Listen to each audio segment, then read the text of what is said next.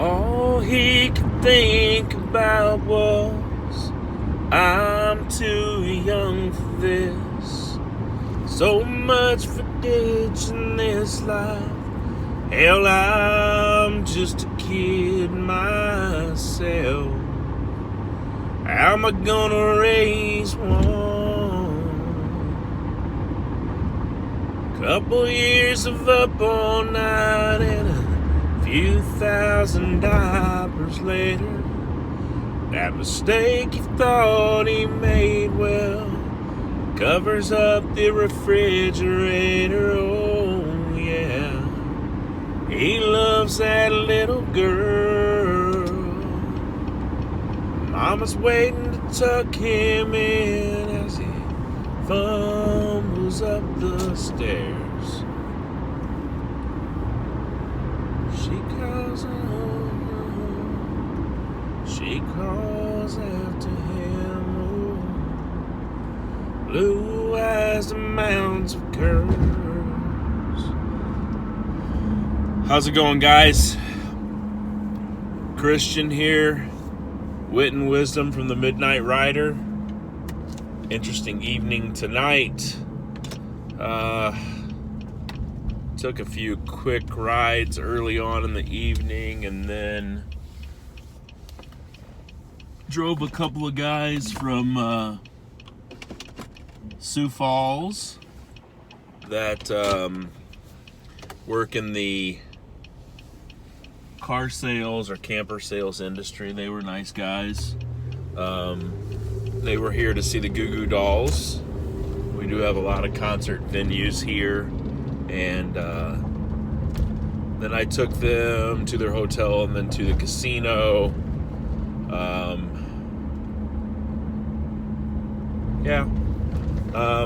Wanted to buy my car. I don't know how real that was or whatever, but the guy says he really likes Pontiacs and has several.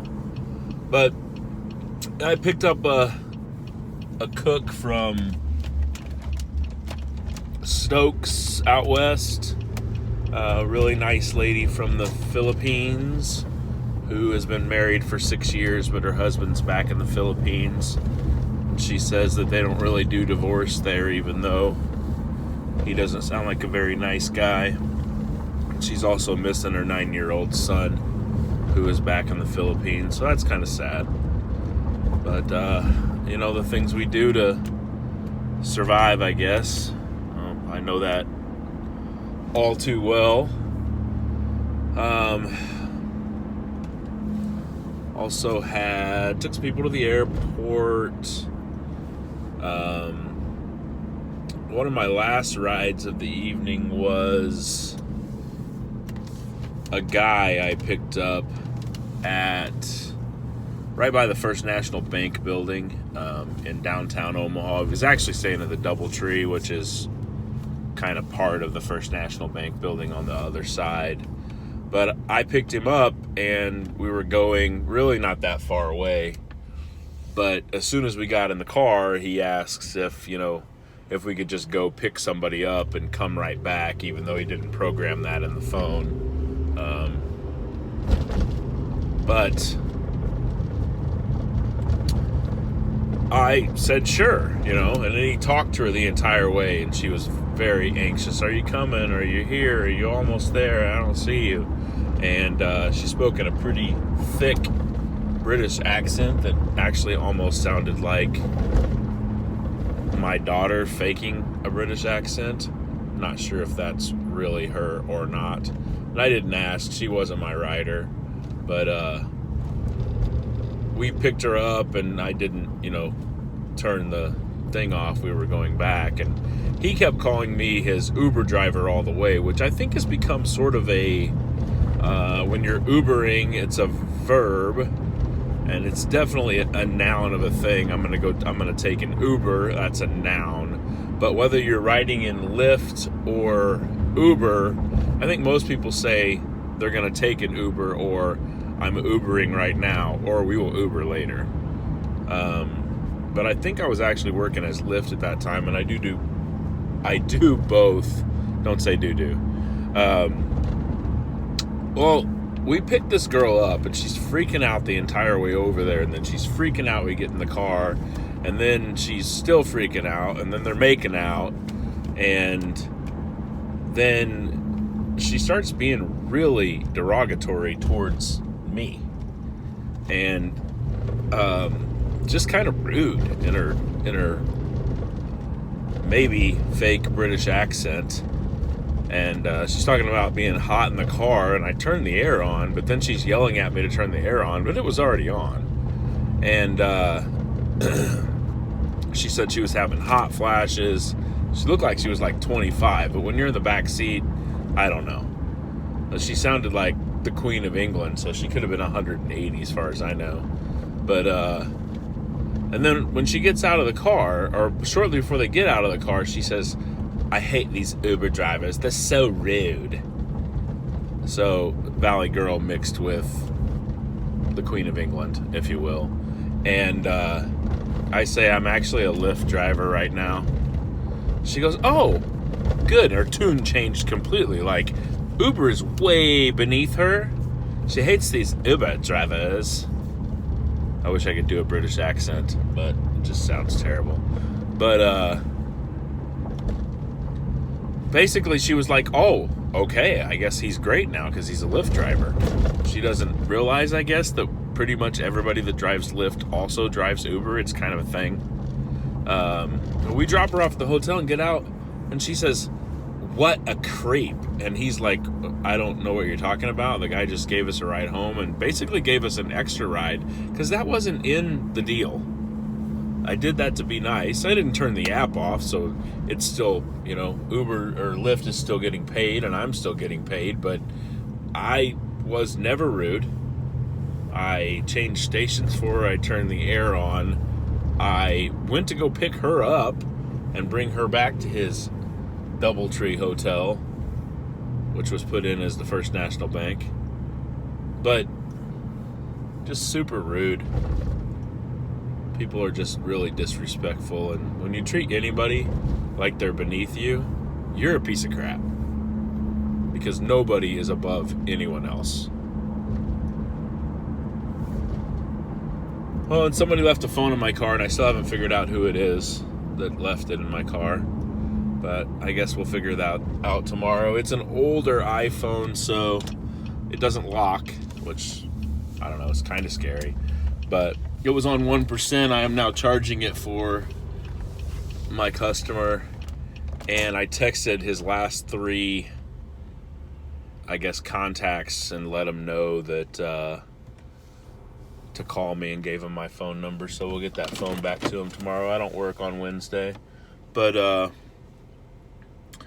yeah, kind of a super weird evening. My very last call was a girl I picked up in Council Bluffs, and man, I thought about canceling that ride because I had to drive 18 minutes over there to give her a 4-minute car ride to work. But she said what everybody probably says. She says, "I'm probably your first sober ride of the night." And she probably was. I mean, I picked some people up from work earlier, but in the evening it was people partying from the College World Series or the Queen of England, who is definitely intoxicated and not near as classy as she thinks she is. But she was going to water plants at the Home Depot in Council Bluffs. That's dedication to get picked up at 4 a.m. to go water plants. What else? Oh, my favorite ride of the night was just borderline ridiculous. I picked up a girl who, ironically, it was the exact same place that the Queen of England was. I know that there's lofts there, so there's several different apartments, but I did attempt to make conversation with this girl and ask her if she knew or if she was at a birthday party, and she was just not going to have that conversation because that's way, that's beneath her. She certainly wasn't not at somebody's birthday party, because no one other than maybe the King of England, which there isn't one right now, is important enough for her to go to their birthday party. But the other girl I picked up works for CPS of Omaha and has a meeting at 6 a.m. or something in Lincoln, or has to leave at 6 a.m. to drive to Lincoln for a meeting. or a class or a training class or something, and she it was like 2:30 in the morning, mind you, and she had to leave at 5:30 or 6 in the morning, so she's not going to get much sleep. But she was trying to sleep at the apartment she was at, but apparently she needed to sleep in her own bed, which I fully understand. I haven't lived in my home for a long time, but I certainly felt more comfortable there than anywhere else. I live in an apartment now. It's been a year. It still doesn't quite feel like a home, but that's a whole nother story. But the one thing that this lady that I took to her house said, and I actually made her repeat it and even asked about it if it was the right thing, but she said she's going to a class on how to do a disposition. If you ever worked in a call center, when you get off of the call, how did they call for customer service? Did they call for a question? Did they call for technical support or whatever? When you end the call, you actually choose the disposition of the call. So you choose why they called, basically. Another and most common use of the word disposition is somebody's attitude or feeling. Like you say, somebody has a horrible disposition or a very pleasant disposition. And this girl's disposition was pleasant, although the Queen of England, just so you know, was not a very pleasant disposition. I think we already covered that, but what she was trying to say was deposition, which is when you sit in front of a court reporter or a audio recorder or a video camera or a judge or probably not a jury because that's testifying, but it's sort of testifying on camera or on video or to a court reporter, so it can be used for a court proceeding. It is a deposition. And I said to her, "You mean deposition?" She said, "No, a disposition." I said, "Oh, okay." And then I very politely used the word, maybe it wasn't very polite, I just wanted to see if she knew what she was saying. I said, "So you're going to learn how to do a deposition tomorrow?" She goes, "No, a disposition." And she actually got kind of irritated with me. And when there's a chance of somebody possibly giving me a tip, or I'm supposed to be providing customer service, that whole "the customer is always right" thing, I just let that one go. But I do want you to know the customer is always right, except for when they're wrong. However, the older I get, sometimes I'm better at picking my battles. I wasn't going to win this one because she was positive that she was going to learn how to give a disposition. Or maybe there's something that I just don't know about the CPS program. I do appreciate what the CPS people do. They're supposed to be keeping our children safe. I think that they do help out a lot of people in Omaha, Nebraska and the United States and so on and so forth.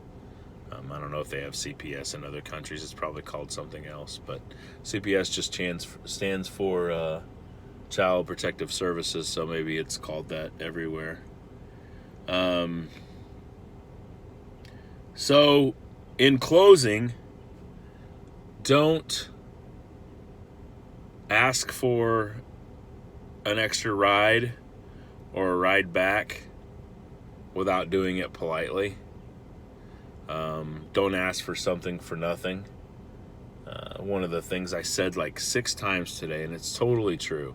I love actually being an Uber and a Lyft driver because I'm helping people get home or to work or somewhere safely.